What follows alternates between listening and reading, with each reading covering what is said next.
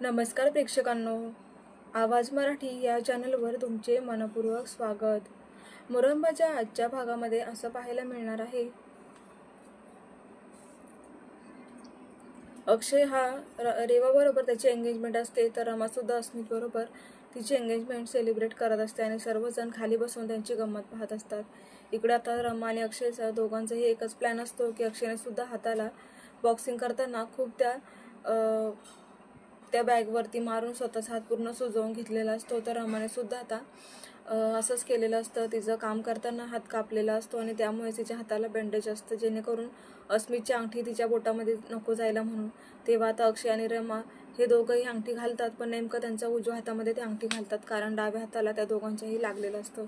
पण या दोघांनी सेम केल्यामुळे इकडे शशिकांतला विचार पडतो की हे दोघंही असं कसं करू शकतात, नक्कीच काहीतरी प्रॉब्लेम आहे। बोल ना,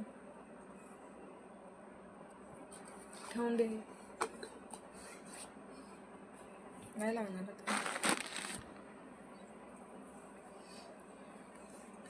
तर प्रेक्षकांनो, शशिकांतला कुठेतरी डाऊट आलेला आहे। आई आजी म्हणत असतात की अरे वा, फायनली आपलं स्वप्न पूर्ण झालं ना शशी। आपल्याला खूप दिवसांपासून असं वाटत होतं की रमाने अक्षयला सोडून द्यावं आणि आता ती स्वतःच तयार झाली ते अस्मित बरोबर लग्न करायला। काय पाहिलं काय माहिती ह्या अस्मितमध्ये, पण मरू दे, आपल्याला काय करायचंय। आपल्याला तर फक्त हेच महत्त्वाचं आहे की तिने एकदाच अक्षयला सोडलं, अक्षयचा पिछा तरी सोडला। आता पुढे आपलं मिशन तर पूर्णच झालेलं आहे।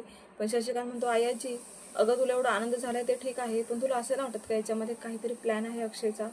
अक्षय कधी कधी म्हणतो की माझी स्मृती गेली, मग त्याला काही काही गोष्टी कशा काय आठवतात। हे बघ, रमाला काही होते तो लगेच रमाची बाजू घेतो। त्या दिवशी तो रेवावरती ओरडला का, तर रमाच्या हातातून रेवाने खाली पाडला होता तो ग्लास। मग त्याला ह्या गोष्टी कशा काय जमतात बाजू घेण्याच्या। तेव्हा यायची म्हणतात की खरंच तू बरोबर बोलत आहेस, पण मग आता तर एंगेजमेंट पण झाली ना। जर तो नाटक करत असता तर तो आज एंगेजमेंटमध्ये तरी खरं बोलूनच गेला असता ना, मग आज गप्प कसा काय तो। तेव्हा शशी म्हणतो, नाही आजी, मला अजून असं वाटतं की नक्कीच काहीतरी प्लॅन आहे अक्षयचा। तेव्हा आपल्याला आता खूप पाणी फुकून प्यावं लागणार आहे। तर आता सीमा तिथेच असते। सीमा म्हणते की तुम्ही हे काय म्हणताय। तेव्हा शशिकांत म्हणतो की तूही तुझ्या मुलाला मिळालेली असेल, खरं खरं सांग सीमा, तुला माहिती आहे का अक्षयची खरोखर स्मृती गेली का। तेव्हा तुम्ही हे काय म्हणताय। तेव्हा शशिकांत म्हणतो की सीमा, अगं मी कोण आहे ते तुला चांगलं माहिती आहे, मला चालत्या माणसाची पण पारख आहे। तू माझ्यापासून किती लपवण्याचा प्रयत्न केला ना, तरी तुझे डोळेच सांगते की तू खूप खोटं बोलत आहेस। लवकर सांग, आतापर्यंत तुला मी किती त्रास दिला हे विसरले आहेस का। तुला परत तसाच त्रास हवा आहे का। मग खोटं बोलत असशील तर तुला नक्कीच मी रोज तसाच त्रास द्यायला सुरुवात करेल। तेव्हा आता घाबरून सीमा म्हणते की अहो असं काय म्हणताय, असं काही नाहीये, मला खरंच काहीच माहिती नाही ह्या गोष्टींमध्ये। पण तुम्हाला असं का वाटतंय की अक्षयची स्मृती गेलेली नाहीये। तेव्हा अगं त्याला तो सतत आता रमावरती वॉच का ठेवत आहे आणि तो फोनवर कोणाशी तरी बोलतो सुद्धा आहे। त्याला काही गोष्टी आठवतात आणि काही गोष्टीच आठवत नाही, असं कसं होऊ शकतं। त्याची स्मृती गेली तर मग त्याने इतका वेळ का लावला लग्न करायला रेवा बरोबर। आता बरेच प्रश्न विचारल्यावर सीमा मात्र हँग होते। त्यानंतर रूममध्ये आता पुन्हा सीमा आणि शशिकांत दोघंही बोलत असतात। आता मात्र शशिकांत म्हणतो की आता मी माझ्या रूममध्ये आहे, तेव्हा तू खरं सांगणार आहेस का नाही, नाहीतर बघ मी काय करेल। आता सीमा घाबरते। सीमा आता एक एक पाऊल मागे टाकायला लागते, तर शशिकांत तिच्या जवळ जात असतो आणि म्हणतो की लवकर सांग, अक्षयचं नाटक आहे की खरोखर त्याची स्मृती गेली। तेव्हा सीमा म्हणते, खरं सांगते अहो, मला या गोष्टींमधलं काहीच माहिती नाहीये, तुम्ही प्लीज मला असं मारू वगैरे नका मला त्रास देऊ, खरंच माझी याच्यात काही चुकी नाहीये। तुम्ही हवं तर अक्षयलाच विचारा ना, त्याचं काय चाललंय तो सांगेल ना। तेव्हा माझा मुलगा माझ्याशी कधी खरं बोलतो का, आणि तो तुलाच मिळालेला असेल आणि तू आणि रमा तुझा सुद्धा प्लॅन असू शकतो, तेव्हा मी तुझ्यावर विश्वास नाही करू शकत सीमा, असं ते शशिकांत म्हणत असतो। पण सीमा रडायला लागते। त्यानंतर आता शशिकांत सीमाला म्हणतो की आता तुम्ही सगळे मिळून प्लॅन केलाय ना, आता बघा मी काय प्लॅन करतो, बघ तुझ्या मुलाला कसं पळवतो। तेव्हा सीमा खूप घाबरते आणि ती आता विचारात पडते की माझ्या अक्षयला आता शशिकांत काय त्रास देणार आहे। तर पुढे आता अक्षयला कॉल आलेला असतो एका गुंडाचा, आणि तो गुंड म्हणत असतो की अक्षय, मुकादम बोलत आहात का तुम्ही, तुमची आई कुठे तुम्हाला माहिती आहे का। तेव्हा अक्षय हा घरामध्ये बघतो तर सीमा तिथे घरात कुठेच नसते। तेव्हा अक्षय घाबरतो आणि म्हणतो की तुम्ही कोण बोलत आहात, काय झालंय माझ्या आईला। तेव्हा तुमच्या आईला किडनॅप करण्यात आलेलं आहे आणि तुमच्या आईला तुम्हाला जिवंत पाहायचं असेल तर तुम्हाला दिलेल्या ॲड्रेसवर लवकर पोहोचवावं लागेल।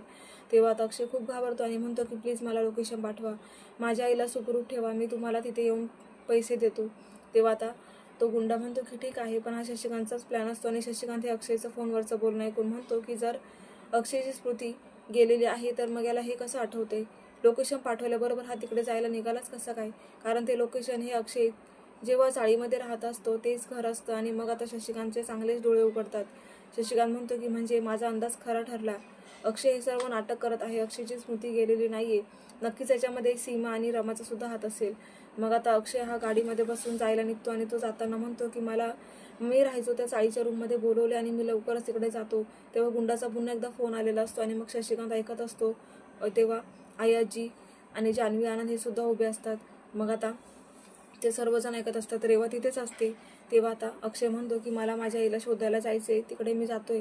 मग त्या गुंडाचा फोन आल्यावर अक्षय म्हणत असतो की हॅलो, मी तुमच्या लोकेशनला येतो आहे आणि 5 लाख रुपये सुद्धा घेतलेले आहे. तेव्हा ते गुंड म्हणतात की पण जर तुम्ही पोलिसांना कळवलं तर तुमची आई दुसऱ्या क्षणाला मरेल.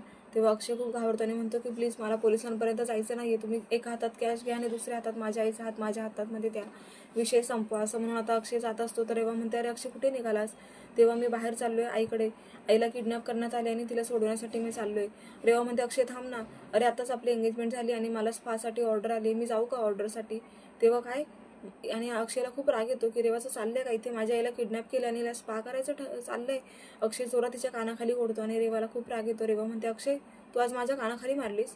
अरे सकाळीच आपली एंगेजमेंट झाली आणि तू आता माझ्या कानाखाली मारलीस का? रेवाला खूप राग आलेला असतो. तर अक्षय म्हणतो की काय चुकलं माझं? तुला लाज नाही वाटत का ग? अगं आज आपली एंगेजमेंट झाली म्हणून तू ह्या घराचा एक हिस्सा बनली ना. मग तुला कळत नाही का आपल्या नात्यातल्या लोकांना, आपल्या जवळच्या माणसाला इथे किडनॅप केलेलं आहे आणि तुला स्पा करायचं आहे का? खूप महत्त्वाची गोष्ट आहे का तुझ्यासाठी ही? मग जाऊ दे, नाही करायचं मला तुझ्याशी लग्न. मोडले आपले एंगेजमेंट. तू शेवटी तुझी लायकी दाखवूनच दिलीस ना. तुला काही घेणं देणं नाहीये. मग आता अक्षय खूप चिडतो आणि रेवा आता माफी मागत असते. पण रेवाला इथे सगळ्यांसमोर कानाखाली मारल्यामुळे खूप राग आलेला असतो. लगेच आता रेवा ही बाहेर निघून जाते. तिकडे आता अभि उभा असतो. तेव्हा आता रेवाला चांगलाच राग आलेला असतो. रेवा म्हणते की अभि अक्षयचं काय चाललंय ना मला कळतच नाही. तेव्हा आता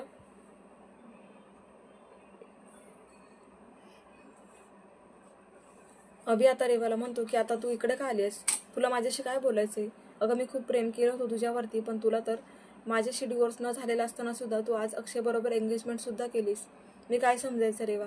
तेव्हा रेवा रडायचं नाटक करते आणि म्हणते की अभि तसं नाहीये. माझं सुद्धा तुझ्यावर खूप प्रेम आहे. मी हे नाविलाजाने करते. काय करू? घरच्यांसाठी मी अक्षय सोबत असं पॅचअप केलं आणि प्रेमाचं नाटक केले, पण माझं खरं प्रेम तर तुझ्यावरच आहे. तेव्हा आता रेवा मनात विचार करत असते की मला अभिशी काहीच घेणं देणं नाहीये. मला तर अक्षयलाच मिळवायचे. पण कसे ना, उद्या काय भरोसा? त्या अक्षयची स्मृती परत आली आणि त्याने जर पुन्हा रमाबरोबर एकत्र व्हायचं ठरवलं तर मग मी एकटी पडेल ना. त्यामुळेच यालाही हाताशी धरते. म्हणजे आता दोघाही भावांबरोबर प्रेमाचं नाटक करते. जो येईल तो येईल. शेवटी काय मुकदमांची सून होणार आहे ना मी. मग मला कोणीही चालेल. तेव्हा आता मला थोडे दिवस असंच ह्या हुकमी एकाला माझ्या हाताशी ठेवावं लागणार आहे, असं अभिला ती मनातल्या मनात म्हणत असते अभिकडे पाहून. तेव्हा अभि म्हणतो खरंच रेवा तुझं माझ्यावर प्रेम आहे ना अजून? मग डिवोर्स नाही ना घ्यायचा आपण? तू पुन्हा माझ्याकडे येशील ना? तेव्हा हो अभि, माझं तुझ्यावरच प्रेम आहे. फक्त थोडे दिवस थांब.